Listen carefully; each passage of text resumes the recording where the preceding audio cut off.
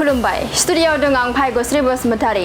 Cement दख'रा एबसुनि गोलोम बोथोरनि बेसेन नाङै फोरोंथाय मावबादा होनाया दिनै जोबनानै थांबाय।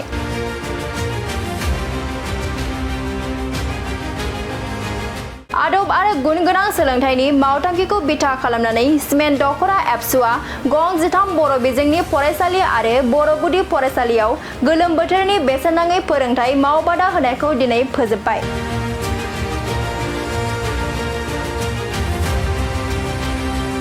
सिमेन्ट दख'रा दुलाराय बर' फरायसा आफादा आदब आरो गुन गोनां सोलोंथाइनि मावथांखिखौ बिथा खालामनानै सिमेन्ट दख'रानि सिङाव थानाय गं 13 फरायसालिनि थाखो 9, 10 आरो गुदि फरायसालिनि फरायसाफोरनो गोलोम बोथोरनि बेसेन नाङै फोरोंथाय मावबादा होनायखौ दिनै फोजोबबाय। दिनैनि बे हाबाफारियावनो बाहागो लायो सिमेन्ट दख'रा दुलाराय बर' फरायसा आफादनि आफादगिरि दोमैलु बसुमतारी, गाहाय नेहाथारि रिंखां बर' आरो गोबां बिबानगिरिफोरजों लोगोसे गामिनि दैदेनगिरिफोर आरो फरायसा फरायसुलिफोराबो मैखोमै बाहागो लायो। गिबियाव खौरां बुथुमगिरिजों लोगोसे खौरां बिजों नायगिरि साफ्रोमनिसिमबो सिमेन्ट दख'रा दुलाराय बर' फरायसा आफादनि जानानै गाहाम हामलायनायखौ बावहरग्रोबाय। बे समाव मिरु दुलाराय बर' फरायसा आफादनि बिथोनलाइ बायदि बड'फा गोजोथायारि सोलायनाय मावथांखिखौ बिथा खालामनानै गोलोम बोथोरनि बेसेन नाङै फोरोंथाय मावबादा बेखौ जोङो सिमेन्ट दख'रा दुलाराय बर' फरायसा आफाद हिसाबै थांनाय 2 जुलाइनिफ्राय जागायनानै 23 अक्ट'सिम फोरोंथाय बादाखौ जों होबोबाय थादों।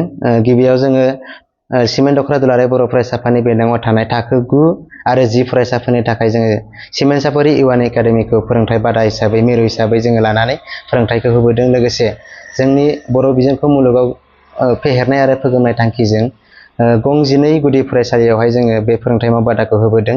लोगोसे बे फोरोंथाय मावबादा होबोनायजों जों बेखौनो गुदि फरायसालियाव होबोनाय थांखि आरो नोजोरा बेनो जोंनि उन्दै फरायसालि बिथांमोनखौहाय जोङो सासे फुंखा सुबुं बा जाफुंसार सुबुं खालामनो थाखाय जोङो फाउन्डेसन लेभेलनिफ्रायनो सासे फरायसाया मोजां जाबोनांगोन आरो मोजां सोलोंथाइ मोनोब्लासो जों गोजौ फरायसालिखौ जों लाहैनो हागोन। बे थांखि आरो नोजोरजोंनो जोङो दिनै सिमेन्ट दख'रानि बेन्दोङाव थानाय गं 12 गुदि फरायसालियावहाय जों होबोदों। जोंनि थांखि आरो नोजोरा बेनो जों बर' माहारिखौ मुलुगाव गेरेमसा माहारि दानाय आरो बर' माहारिखौ मास्टारेस दानाय बे थांखि आरो नोजोरजों जों होबोदों।